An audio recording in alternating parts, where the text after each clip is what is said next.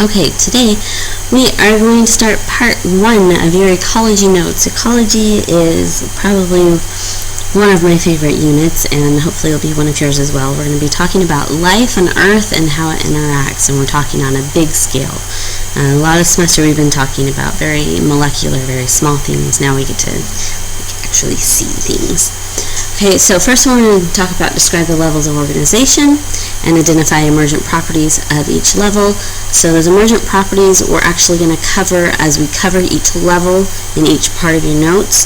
So you'll see this learning target number 1 pop up on almost all sections of your notes. Almost, not all, but almost. Number 2, identify density dependent and density independent limiting factors.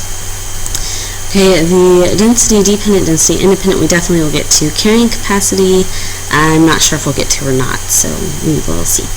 Okay, so levels of organization. We can start all the way at the atomic level. Okay, so we have our atoms. Atoms, remember, are composed out of the nucleus, which has a neutron and a proton, and then it has the electrons and the electron cloud outside of it. I know that's pushing it way back to the beginning of the year, but, deal with it. Remember it. Okay, those atoms then are going to form bonds. We're going to get molecules like salt and water. We can get macromolecules, which are going to be things like DNA. Okay, that DNA then is going to give instructions for cells on what proteins they need to make, what actions, what their job is, their responsibility. So we're going to go from a molecular level to a cellular level. This example here is of a nerve cell. Okay, then we're going to move above, one more level above, okay, and we're going to get a tissue cell, or a tissue level. Tissue level is going to be composed out of cells, obviously. So in this case, we have nervous tissue that's going to be composed out of nerve cells. Okay, then above tissue levels, we're going to go up one more level to organ levels. Organ levels are going to be all those tissues as a whole. So we have in this example a brain composed out of nervous tissue. Okay, then we can go up one more level to an organ system level.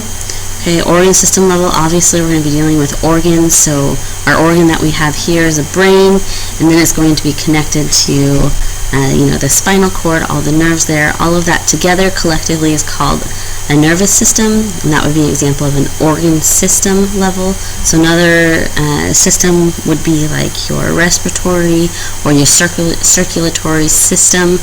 Okay, deals in circulatory, you've got your heart, respiratory, your lungs. Okay, then we're going to take it up to another level, and we're going to talk about an organism. An organism is just this, in this example, a deer. You would be an organism. Your cat, your dog would be organisms. Okay, just one individual organism. Then what we're really going to spend most of our time on is population, community, ecosystems, and we're actually going to take it up even to biosphere. Okay, so write this down because these are what we're really going to focus on. Population, community, ecosystem, biosphere. Take a moment, pause it if you need to write it because I'm not going to spend a lot of time on this. Okay, populations, all members of the same species at the same time, at the same place. Right, okay, sorry. Pause it, get it written, we're moving on. Alright, so here, apparently my pen's not working. Here we go. So we have an individual organism. Okay, we're going to take it up another level, a bigger level, and we're going to have our population. A population is going to be everything, all of the organisms of the same species that are living same time, same place. So we have a mama elk, a daddy elk, and a baby elk. Okay, and then we're going to take it up one more notch, and we're going to talk about community. Really bad circle there. Okay, so our community is going to be all these different populations. Population of rabbits and wolves, I think that's supposed to be, and a beaver maybe, an owl, got that one, and this one definitely a moose.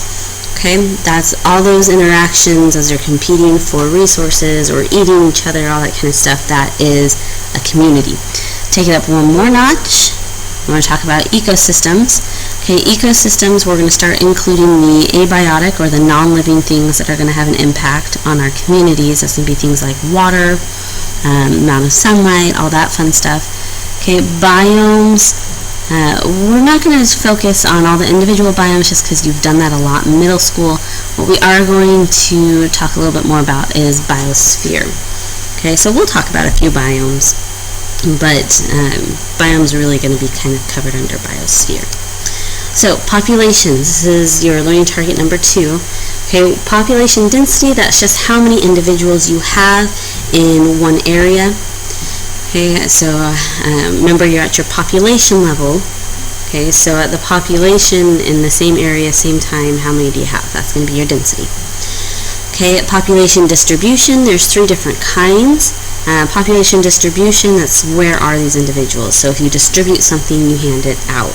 Okay, distribution, you're looking at the placement of the animals in the area. So you can have either uniform, okay, it's going to be uniform where they're nice and evenly spread out. You don't have any clumps, just nice and even.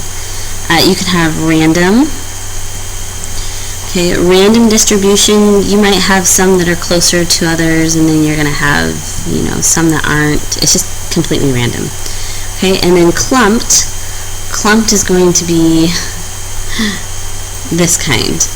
Okay, clumped, they're probably clumped around resources, or clumped because there's good shade, or good hiding, or something, or a good food resource. Okay, this is what you're going to see in most organisms. Okay, populations, so why do we have these distributions? Well, we have biotic factors. Biotic factors are anything that's living, so like predator-prey, or resources for food. Abiotic factors, these are going to be non-living things, so amount of sunlight or the amount of water that's readily available. Those kinds of things are going to affect the distribution of populations. Okay, we do have some limiting factors. Those limiting factors are going to be anything that limits the size of a population, not rocket science. Okay, this is your last slide, so you might want to pause it so that you can get it. Okay, density independent factors. Okay, this slide we're talking about how do we regulate growth. Okay, density independent factors, this is when we're regulating, or that population is unaffected by density. So these are going to be things like floods. Okay, it doesn't flood because there's too many deer or too many humans in an area. It just floods because there's too much rain. Totally unaffected by the density of a population. Those are going to be density independent factors. Okay, then we have density dependent factors. This is going to be when things get too crowded, when there's too much competition for food, when there's disease or sickness. Okay, those are going to be things that lead to density dependent factors. And I'm out of time. So, we are done. We'll see you next week. Or next unit. Or whatever. You know what I mean.